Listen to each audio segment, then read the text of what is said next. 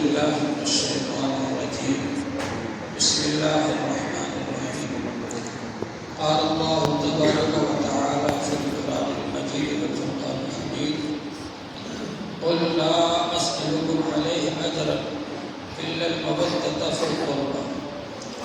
محترم حضرات، اللہ جل شانہ نے حضور پاک صلی اللہ علیہ وآلہ وسلم کی زبان مبارک سے بات کہلوائی. آپ یہ کہہ دیجیے کہ یہ دین کی تبلیغ اور اس کی تعلیم اور تک دین کو پہنچانے کے بدلے میں تم سے کچھ نہیں مانگتا، بس یہ ہے کہ میرے رشتہ داروں کے ساتھ اچھا برتاؤ کرنا. اور حضور پاک صلی اللہ علیہ وآلہ وسلم نے جب ایک خطبہ دیا آخر میں، تو اس میں آپ نے یہ فرمایا انی تارک فیکم ثقلین، میں تمہارے اندر دو چیزیں چھوڑ کر کے جا رہا ہوں. اولہما کتاب اللہ، سب سے پہلی چیز اللہ کی کتاب ہے. فیہ الہدی والنور، اللہ کی کتاب میں ہدایت ہے، نور ہے. حضور صلی اللہ علیہ وآلہ وسلم نے اللہ کی کتاب کے بارے میں ترغیب کی. فحث علیہ ورغب فیہ، آپ نے ابھارا کہ صحابہ کرام کتاب اللہ کا اہتمام کریں، اس کو پڑھنے پڑھانے کا اور اس کو سمجھنے سمجھانے کا اور اس کے مطابق عمل کرنے کا. اور پھر فرمایا وَأَهْلُ بَيْتِي، دوسرے میرے اہل بیت ہیں، میرے گھر والے ہیں، ان کے ساتھ اچھا سلوک کرنا. پھر فرمایا اذکرکم اللہ فی اہل بیتی، میں تم کو اللہ سے ڈراتا ہوں، اللہ کی یاد دہانی کرتا ہوں میرے اہل بیت کے بارے میں. یہ بات حضور پاک صلی اللہ علیہ وآلہ وسلم نے 3 بار فرمائی. اس لیے امت کا یہ فرض ہے کہ حضور صلی اللہ علیہ وآلہ وسلم کے اہل بیت کے ساتھ میں عقیدت اور محبت رکھیں. جس طرح حضور صلی اللہ علیہ وآلہ وسلم سے عقیدت اور محبت رکھنا ضروری ہے، ایسے ہی ان سے بھی عقیدت اور محبت رکھنا ضروری ہے. حضور پاک صلی اللہ علیہ وآلہ وسلم نے فرمایا ان سے جو محبت رکھے گا میری محبت کی وجہ سے ہی محبت رکھے گا، اور ان سے جو بغض رکھے گا میرے بغض کی وجہ سے ہی بغض رکھے گا.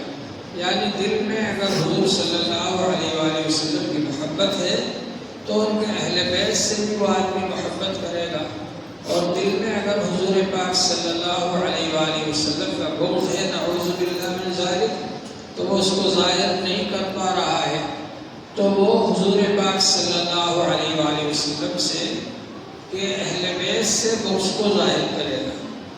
تو اہل بیت سے محبت رکھنا بھی بہت زیادہ ضروری ہے. اور خاص طور سے حسن اور حسین رضی اللہ عنہما، حضور پاک صلی اللہ علیہ وآلہ وسلم نے فرمایا اللہم انی احبہما، اے اللہ میں ان دونوں سے محبت رکھتا ہوں. فاحبہما، آپ بھی ان دونوں سے محبت رکھیے. واحب من یحبہما، اور جو ان دونوں سے محبت رکھے اس سے بھی محبت رکھیے. تو اللہ کا محبوب بننے کا ذریعہ یہ ہے کہ حسن و حسین رضی اللہ عنہما سے محبت کی جائے. حضور پاک صلی اللہ علیہ وآلہ وسلم نے فرمایا سیدہ شباب اہل الجنہ الحسن والحسین، جنتی نوجوانوں کے سردار حسن اور حسین. تو اب آپ یہ دیکھ لیجئے کہ جب ان سے محبت رکھنے سے اللہ کی محبت حاصل ہوتی ہے، اور ان سے بغض رکھنا گویا کہ نبی پاک صلی اللہ علیہ وآلہ وسلم سے بغض رکھنا ہے. تو جن لوگوں نے حضرت امام حسین رضی اللہ عنہ کو شہید کیا انہوں نے کتنی بڑی غلطی کی. بعض لوگ یہ کہتے ہیں کہ یزید نے شہید نہیں کروایا، حالانکہ یہ بات غلط ہے. یزید نے ہی حضرت نعمان بن بشیر رضی اللہ عنہ کو گورنری سے ہٹایا، کوفے کی گورنری سے، اور عبید اللہ بن زیاد کو گورنر بنایا، جو کہ اس قسم کا آدمی تھا جو اہل بیت سے بغض رکھتا تھا. اور اس کے بعد میں عبید اللہ بن زیاد نے خود یہ بات کہی کہ یزید نے مجھ سے کہا تھا کہ اگر تو امام حسین کو قتل نہیں کرے گا تو ہم تجھے قتل کر دیں گے۔ یہ بات عبید اللہ بن زیاد نے خود کہی، اور یہ سیر اعلام النبلاء کے اندر موجود ہے یہ بات۔ اسی طرح سے تاریخ ذہبی کے اندر موجود ہے، تاریخ ابن اسیر کے اندر موجود ہے۔ تو یہ سب چیزیں ظاہر ہو چکی ہیں، اب تو سب کو معلوم ہو گیا، لیکن اب بھی بعض لوگ یہ کہتے ہیں کہ یزید بے قصور تھا، یزید نے کوئی آرڈر نہیں دیا، یزید کی تو حکومت تھی اس وقت، اور اسی نے ہی عبید اللہ بن زیاد کو گورنر بنایا تھا، اور اسی نے کہا تھا اس سے کہ اگر تو ان کو قتل نہیں کرے گا تو ہم تجھے قتل کر دیں گے۔ بہرحال حضرت امام حسین رضی اللہ عنہ کی شہادت کا واقعہ بڑا ہی دردناک ہے، اور پوری امت کے لیے نہایت شرمناک ہے کہ اپنے نبی صلی اللہ علیہ وآلہ وسلم جنہوں نے ہم کو اتنا قیمتی اور اچھا دین لا کر کے دیا، ان کی اولاد کو ان کی ہی امت نے شہید کر دیا۔ صرف 50 سال گزرے حضور کی وفات کو اور یہ واقعہ پیش آ گیا۔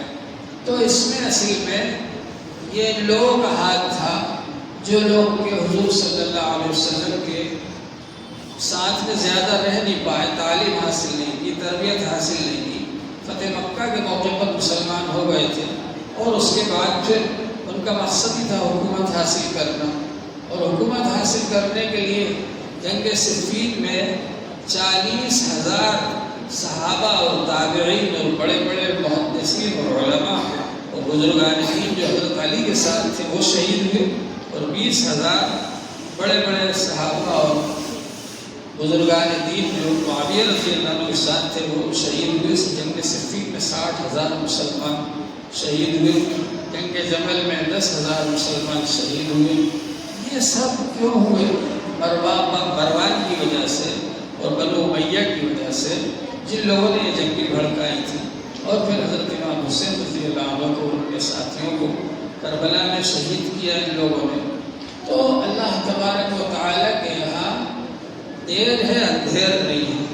اللہ تبارک و تعالیٰ نے بھی یہ فیصلہ فرمایا کہ یہ جو قاتلین حسین ہیں ان سے بدلہ لیا جائے۔ چنانچہ بعد میں مختار ثقفی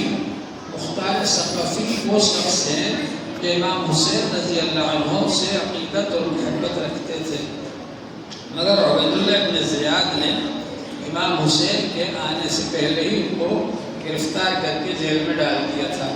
بعد میں حضرت عبداللہ بن عمر رضی اللہ عنہ نے سفارش کی، اور ان کی سفارش سے ان کو آزادی ملی، اور پھر وہ مختار ثقفی نے حضرت امام حسین رضی اللہ عنہ کی شہادت کے 6 سال بعد حکومت قائم کی کوفے کے اندر، اسی بنیاد پر کہ ہم امام حسین رضی اللہ عنہ کے قاتلوں سے بدلہ لیں گے، اور چن کر ایک شخص کو انہوں نے قتل کیا۔ عمرو بن سعد جو لشکر لے کر گیا تھا اس کو بھی قتل کیا، خولی جس نے سر کاٹا تھا اس کو بھی قتل کیا، اس طرح بہت سے لوگوں کو، سنان بن انس نخعی اس کو بھی قتل کیا، اور حتیٰ کہ عبید اللہ بن زیاد جو کہ گورنر تھا، جس کے حکم سے امام حسین رضی اللہ عنہ کو شہید کیا گیا تھا، جس نے لشکر بھیجا تھا، اس کو بھی قتل کیا ہوا۔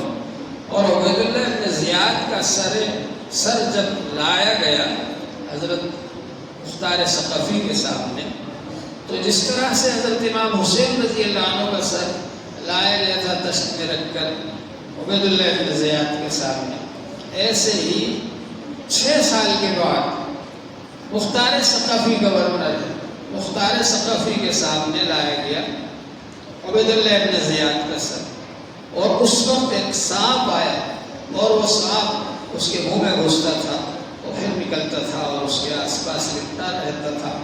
تو اللہ نے دنیا ہی میں دکھا دیا کہ قاتلین حسین کا کیا انجام ہوا۔ آخرت میں تو ان پر عذاب ہو گئی اور ان کو سزا ملے گی، لیکن دنیا ہی میں اللہ تعالیٰ نے دکھا دیا۔ تو ہمارے لیے یہ پیغام ہے کہ ہم حضرت امام حسین رضی اللہ عنہ کے پیغام کو عام کریں۔